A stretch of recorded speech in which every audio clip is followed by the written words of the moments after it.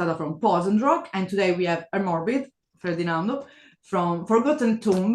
And I'm really pleased because we did an interview literally 3 years ago, and let's forget it.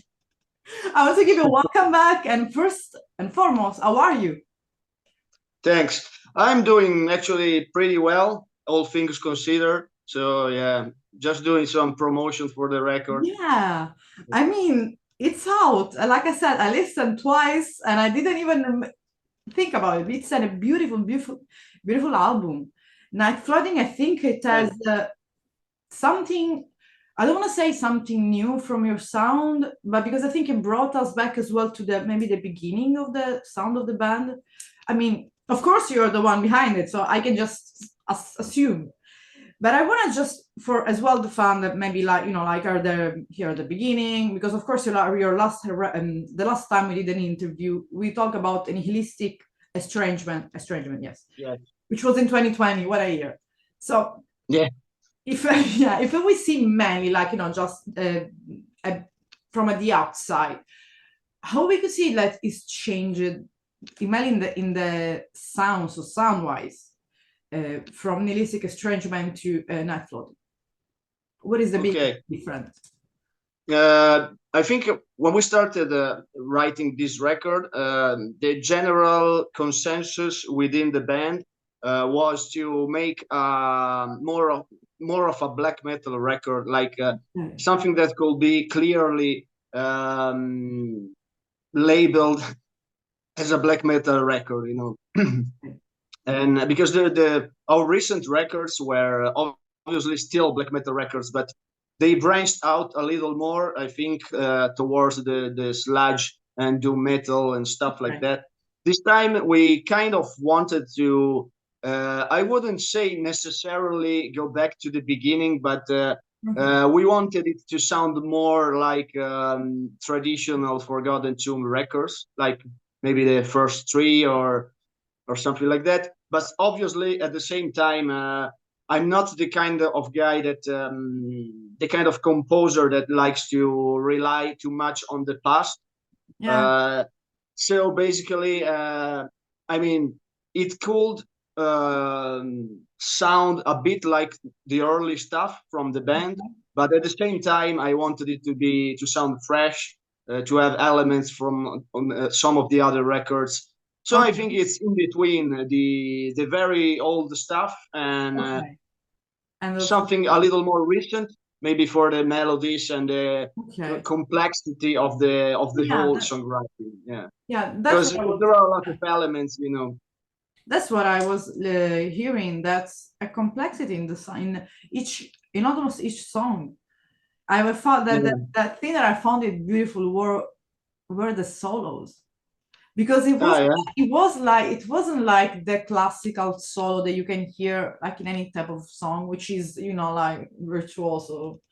It was a melodical solo, almost like a melody. I don't know, like I like classic music, something like that. It was really beautiful. I don't know where they came from the idea, from these solos, the inspiration mainly. That's nice, thanks. Basically, I mean, besides the fact that Forgotten Tomb has always had a lot of lead melodies throughout the songs, that's one of our trademark, aspects of the band. But this time we wanted to. I mean, it's not that we did it on purpose, but it just worked that way. Basically, there were parts of the songs where I felt that having actual guitar solos would have been cool. It would have sounded cool. It would have added something to the song. Yeah. And so I played some of the solos, and Yoshu, our other guitar player, the second guitar player, he played some other solos, and we put them together like it was a bit the same concept like old classic metal bands, like twin guitars. Like I play these 8 bars of the solo, and then the other guitar player plays the other 8 bars, and we sort of in the mix we sort of pan them, like not entirely left or right, but kind of. If you listen with headphones, you can hear like when I play my solos and when he plays his solos. So there is this sort of we play to each other, like, and I think it's kind of cool. Like I'm influenced by the stuff I've been growing up with, like all the metal bands, and in black metal it's not very common to have proper solos, but since Botany and Joshua can do it, and we like that, so we're like, okay, why not? I mean, we had solos on the past records too, like at least since Negative Megalomania onwards, we had quite a bit of solos. But this time it's more noticeable, probably. We put a lot of focus on that, so yeah.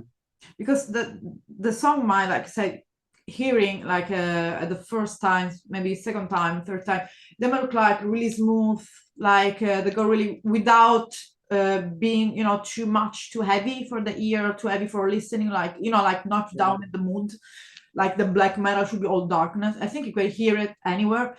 But if you listen to them, like you said, with a headphone or maybe just paying even attention, you can notice you were mentioning before, the complexity of it, like how they're structured. And of course something has changed, because of course you are playing since literally it's almost 25 years. Come on, it's it is 25 years. Yes. It is, from 99, right? It's 25 years. Congratulations. Thanks. It's a big milestone being still after 25 years. So in a kind of way, you think that Nighfloating could be kind of I don't want to say like a celebration of the 25th years of playing, in a kind also of in a way, I mean, I'm not the kind of guy that likes to celebrate too much, normally I don't even celebrate my birthday or anything, so, but at the same time, I mean, I think it's a good way to celebrate 25 years with a new record, and I think it's a record, it's a strong record, I think, in our discography, so I think it's a good way to celebrate this anniversary in a way. And also we will have many live shows from here to the end of the year, and that's another way of celebrating it, because we haven't been playing much after the whole COVID mess, so finally this year we're gonna tour behind the record and do a bunch of stuff, so finally it's gonna be a good year at least. I mean, of course, because throughout all the Italian band that we have amazing band in Italy whatsoever. I mean, you are really, like we mentioned in the first interview, that it's somewhere lost in the playlist, that you were like that the founder of a genre, a subgenre, let's say. It's not easy for someone, I mean, in creating something new in a genre, in music especially, and you did it. So we should be proud as Italian that we have a band that created something that literally that changes the way of a genre itself, the black metal itself. Taking away the label, taking away the label, just literally, but you added something new to the sound that wasn't there, and it was used by everyone. Yes, as usual. They pay you the credit for that. They give you the credit. But no, not always. I'm not always credited for at least contributing to this subgenre. The SBM thing. We were among the early bands of this subgenre, of course. I mean, the early records, they recognize as classics these days. Luckily, at least we achieved that. But at the same time, we are always a little underrated, in my opinion. Like, I guess. I mean, we did a lot of records. Personally, I think we always kept quite high quality. I dare to say. So sometimes I think we are met with a little coldness, maybe, I don't know, like okay, they did a new record, it's pretty good, you know. Yeah, I will hope that the reaction will be a little I mean, more enthusiastic, but when I well, saw that that you this is were, how it is, you know. yeah, But when I read that you were putting out a record, I mean, when you start recording, if you remember, I just reached out to you, oh, when there is the record, let's do the interview, because it was something that, of course, I didn't hear since the last one in 2020.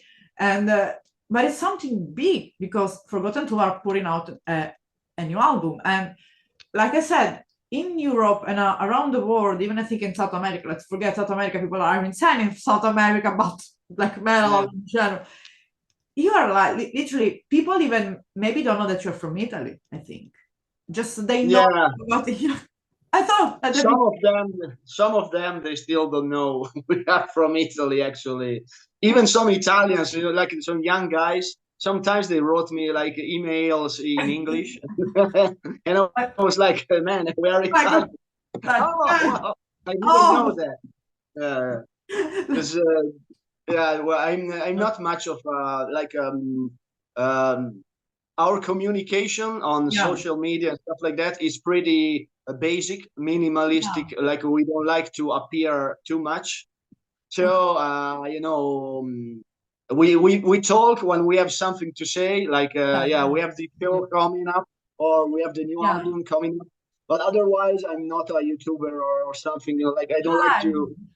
Yeah, well, I don't like to appear too much. So even with this sort of video interviews, I started doing them in recent years yeah, because yeah, I'm kind of it's a bit of a struggle for me, but well, yeah, because I I've got think I mean I you've can, got to do it these days, you know. So yeah, yeah, but yeah, what I meant is that probably yeah, you know we are kind of we don't appear as much as other bands these yeah, days, you know, because we don't like to be much of a social band, you know. So yeah, that's probably why there's still some misconceptions about the band but or people not really knowing the facts but too well. let's say that you are not a band for the mass, like No, in I there, guess not. Yeah, big touring bus with the sunglasses, yeah. sparkling diamonds here.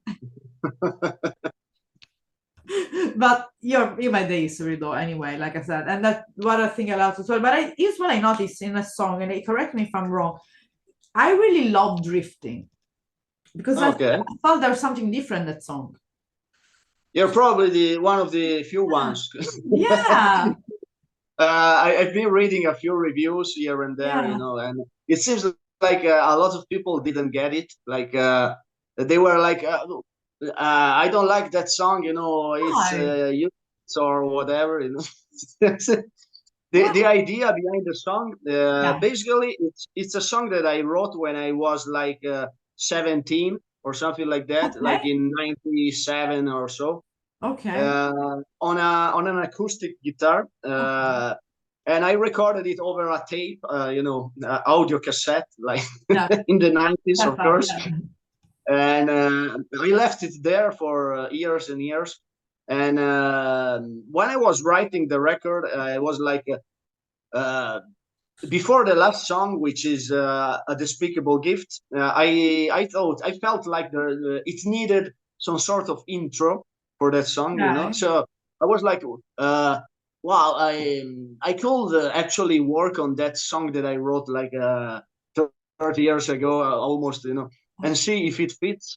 So basically, I took the same melody from that song and I played it on vintage synthesizers, That's like really from Casio and Kawai and other old synthesizers from the '90s, yeah. basically. And I wanted it to sound a bit like a dungeon synth from that era, like of course Burzum, if we can say that these days, Yeah, yeah, of and course. By now, yes. Mortis and all that sort of stuff. You know, the very pioneeristic dungeon synth stuff, Mhm. and I think it fits Yeah. in that part of the record. Like I wouldn't have put it in the beginning or in the end, No, it's but true. before Yeah. Despicable Gift, I think it works. Yeah. with the beginning of that song, when Yeah. the drifting ends and the other song starts. I think it works well. It's Yeah. an atmospheric moment, like Yeah. it's something different from our other records. We never Yeah, did that exactly. before. So I was like, let's try it. The other guys were like, well, we like it, so Yeah. why not? No, but Let's it's try it. really stay really well there because you're going through listening like the first songs, the first tracks before they got perfectly smooth. There's like I think no one that should go before the others that completely they follow. I think in my opinion one unique soundtrack. Like if you want to say something, Yeah, one unique uh, sound, let's say like that. But then when you less expected, drifting start and it's not bothering. It's like fitting there, like, wait a second, what's that? And it feels there, and it's like, like you're walking, let's say, like let's take the typical wood. You're walking into the wood, then you stop, and you sit. And maybe you start to think. That's something that came into yeah, my life, like a moment when you're just stop to think for a moment, and that's like maybe like a drifting could be like a way of stopping and thinking about all the music there is there, like, but then you're stop to thinking, but it's gonna to open for another song. So you see, it's kind of plot twist. There is kind of twist in the yeah, album, and there's something that is not easy. It's not. I mean, it's so granted having an intro or an outro, literally by yeah, now that you don't expect. I think from no one that you have something almost at the end or in between, yeah, which is not dissonant, but it's completely well fitted. So that's yeah, why I was like, I went 2 times. I was like, what's that's I mean, I never happened to be like in the last year, because like I told you, I listened for interviews for myself, thousands different new releases in this genre and different genre. But yeah. I'm glad literally to have listened your Nighfloating, because it's really well job. I like it. So it for sure is already saved Cool. in my playlist. It's there because That's cool. yeah, it's Well, beautiful. these days, the problem with a lot of the new records these days Yeah, is that people became kind of used to have records that sound the same from the beginning to the end without any changes in between. yeah, Like so every time you do something that goes a little out of the ordinary, yeah, they kind of freak out. Like, oh, I don't like that. It doesn't fit with the rest of the record, and even within the metal stuff, but like besides drifting, I mean, but even with the regular metal songs, if you do something that is a little out of the ordinary, they kind of they don't really like it, and I think it's I don't like. I mean, I grew up with metal of the 80s and 90s, yeah, so it was common in those days to have this sort of stuff. Like if you take, for instance, Bloody Kisses from Typo Negative, yeah, uh, they went from the Beatlesy stuff to yeah, suddenly hardcore, and then yeah, super doom, uh, yeah. this sort of stuff. It's, Today, that wouldn't work with the audience because people don't like albums with the sort of highs and lows and switching atmospheres, this sort of stuff. I think it's a pity because most of the records these days, to me, they're boring. Like yeah. I like records that are not over long and that where you Yeah. can find Yeah, that is different what, stuff. yeah, that's what I wanted to ask you, like, because you released 6 songs, which of course it's Yeah, 40, is almost, yeah, it's 40 minutes of music, which is not like three yeah, minutes. It's not an hardcore album. So that's, no. yes. So, but why didn't you choose like to do like, I don't know, the classical, like here as well, like we go with the classical 10, 11, 12 sub tracks and do something shorter as a Yeah. number, because as a time, as a length is I think it's perfect. Yeah, because it's always been one of the band's characteristics. Like since the first record, Yeah. there were 5 songs, and Okay. then it became 6, sometimes 7, The only record where we had more songs was Under Saturn Retrograde, which was 9 songs. But because that album had shorter songs, it was approached differently. Like it wanted to be more of a rocking album, so that was approached differently. But normally we have like 6 songs or 5 songs, 7 sometimes. And these days we try not to exceed 40 or 45 minutes because I think it's the best length for a record.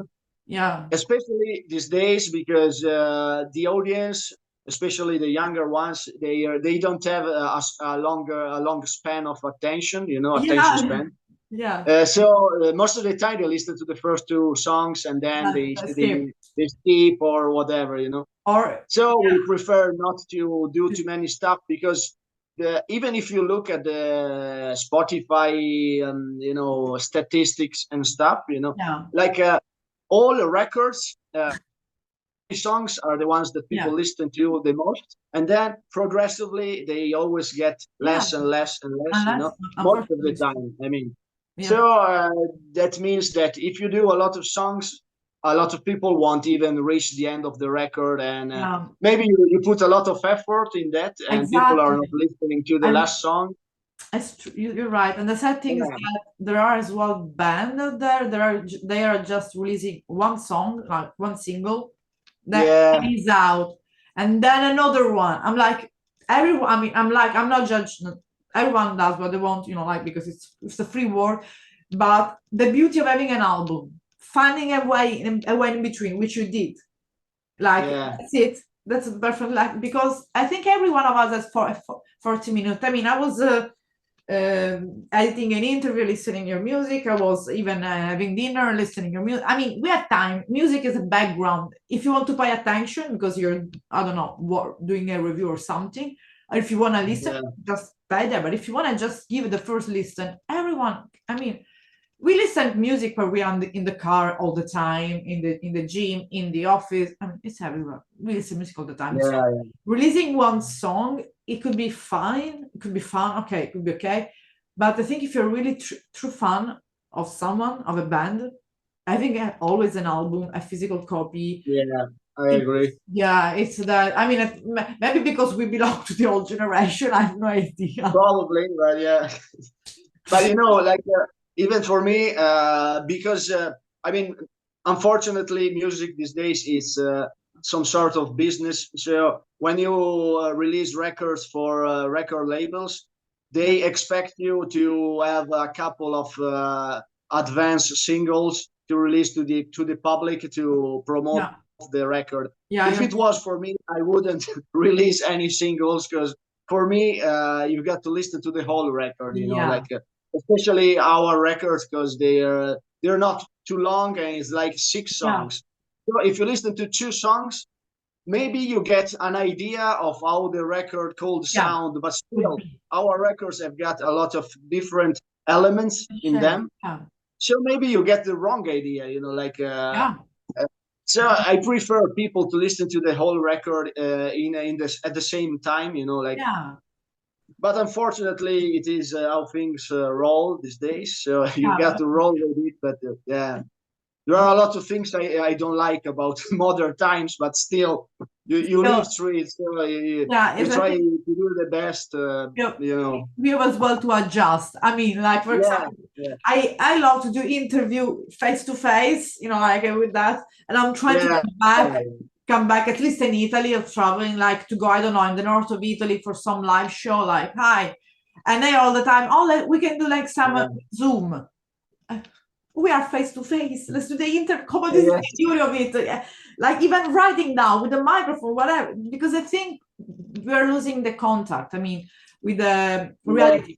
But I want to talk about the main topic of Nighfloating, like the main. So lyric-wise, what it's based about, and the message. There isn't an underlying theme in the record. Like it's not a concept album or anything like that. I kind of I like to vary a bit from a song to the other. some of the songs they deal with I wouldn't say personal topics because they're not precise. Like I'm not talking about a particular thing, but I'm talking more about my feelings about life or a bunch of other stuff like I don't know, getting older, all sorts of stuff like modern life, living in the city, all this sort of stuff, you know. Yeah, And I please. try That's it. to I Yeah. try to write it in a bit of the, abstract way. Okay. Like sometimes probably is not exactly clear what I mean, you know, by reading when you read the lyrics. But still, there are some concepts that I feel close to my Okay. heart, you know, and at the same time, there are songs about death in a not in your typical, you know, Yeah. extreme metal way, but it's more in like reflecting about getting older and dying, you know, because I had to deal with a lot of people dying around me, Yeah, like me too. people Yeah. of my age, this sort of Yeah. stuff, because of cancer or whatnot, you know, Yeah. and it's fucked. Like, Yeah. so you know, I end up, I think a Think lot about because it. I spend most of my time alone. So you know, I have time to think a lot and. Uh, Sometimes I feel like writing down what goes through my mind, and it's these reflections about dying. Even the title track, "Nighfloating," is some sort of metaphor for to die. You know, like Yeah. dying, like to sleep away into the night. You know, this Yeah. sort of thing. It's a bit like that. At the same time, some other lyrics are about my contempt for human race, which is like a theme throughout all our records, you know. Yeah. So that's more classic or morbid stuff, you know. Yeah. And there is a little a stranger song on this record which is called "Unsafe Spaces." Yeah. That one it's more rooted in reality, meaning that it's a song against politically correctness and all this Oh, sort of stuff. Because I'm a bit of I like to piss off people, you know, this sort of stuff. And we have a lot of problems over the years with people misconceptions about the band and all this sort of stuff. People trying to politicize the band, yeah. which we have never been a political Yeah. band in any way. So all this sort of stuff, problems, you know, with people. So with this song, it was a bit like I was pissed off, and I wrote Yeah. about it. Like I don't like how things are going, the direction things are going in Right current now. society. You know, like Yeah. nobody can feel safe. You know, like Unfortunately. it's it doesn't exist in reality. You know, like Oh, so it's about that. It's about people who want to force their view okay. on you, you know, this sort of stuff. People who expect everybody to like uh, to live their life like they want, you know, Yeah, something like that. exactly. Yeah, but it's a bit like that. You know? So So that's the song of the record, which is a little more different from the different. rest. But And that's the beauty. I mean, in 6 song tracks, there's a lot. I mean, it's really well packed, the album. And of course, for the people that wants that, I mean, I think the album is as well available in physical copy, I guess. yes, People, they can find it in your website. There is a bank account. they buy it from the Agonia Okay, store I got or it. Okay, okay, okay. some shops and distributions. Yeah, It the usual.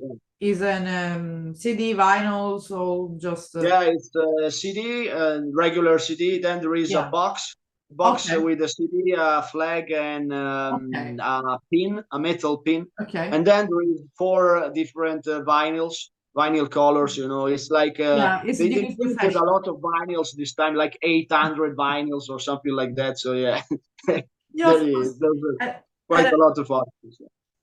so, of course, to encourage the people to always buy the physical copy because that's how the band keep on doing new music. So if they want, we want Yeah, another album or Forgotten to, we should people think people want to do another.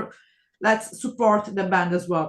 But before ending, I just want to ask you, because you mentioned the live. So for what you can say, of course, which is like, let's say, the closest live show that you can say, like the upcoming live shows that you can say? Well, in Italy, we play in Rome Okay. on the 20th of October. Actually, it's a festival. It's the Death Over Rome festival, Okay. and basically it's Suicidal Angels, Necrophobic from Sweden, and Okay. Yeah, yeah, no, yeah, yeah. us, and then there is Merciless from France, and Okay. some Italian bands like Iconoclast and Game I Over, got, and some okay. other bands that now I don't remember. And then we are probably playing a show in the northern Italy, Okay. around the Milan area, but it's still to be defined. Okay. Always around November or so. Okay. There is another one in Italy, northern Italy, nearby Udine, Okay.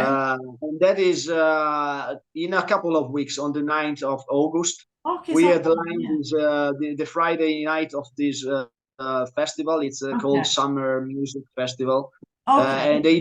they do it every year. Like it's 3 days, you know, it's over 3 days, and we headline the first day, which is the more black metal day. Okay. And that's for the Italian shows. Okay. Then we'll probably play some more the next year. And then we have the European tour, which is gonna start in the last week of September, and it Okay. goes through the first week of October. It's like 11 shows. Okay. It's our headlining tour with Nocturna, together with Nocturnal I know Depression from, Nocturne. I know yeah, Nocturne. Yeah. yeah, and yeah, we are playing a few European countries. Okay. Then when we come back from that, I'm gonna we wait. Okay. have in November some shows in the east, Okay. like with Forgotten Tomb. We only Yeah. Forgotten Tomb. We go to Kazakhstan, Kyrgyzstan, That's Turkey, cool. and Georgia. Yes. That's really cool. So Yeah, basically, yeah. Looking what you forward to have that. Yeah. what you have in the horizon is to literally come back to play. I'm gonna be sure to join you in October in Rome. I mean, Oh, that will be cool. it's literally 1 hour, 15 minutes of playing. Yeah, yeah. Yeah, I'm gonna be sure to join you there. I've been in Yeah, Rome that will be several cool. times. Yeah. And maybe we're gonna get do maybe not we're gonna not do an interview. We've done enough. We're gonna talk, it's better. Yeah, so yeah, I'm gonna try to it's the same, you said it's the 20th of October. The 20th of October. Yeah, okay, okay. Of Yeah, October, yeah, yes. of course. Maybe I'm gonna be there to take some photo under the stage. That's a different Yeah, way, right. so, instead of the interviews. Okay. Yeah, I'm gonna keep in mind. And what can I say, Ferdinando Herr Morbid? It's really a Yeah, pleasure, and I really love this album. And so just to the people, it's been released the 12th of July. It's out. Can people go listen, buy it, get in love yes. with it? And of course, if they love Forgotten Tube and they never heard you, go back to the previous record, which are as well history. And talk to you soon. See you soon. Then in October, probably. Sure. And it was really a pleasure, really. Finally, an interview without being split into screen. Yeah, thanks for the interview. That was a pleasure For again, me and too. hope to see you soon. And Of course. greetings to all Forgotten Tomb fans. Hope to see you all guys on tour. Check it out. Sure. Bye bye. Have a good evening. Bye.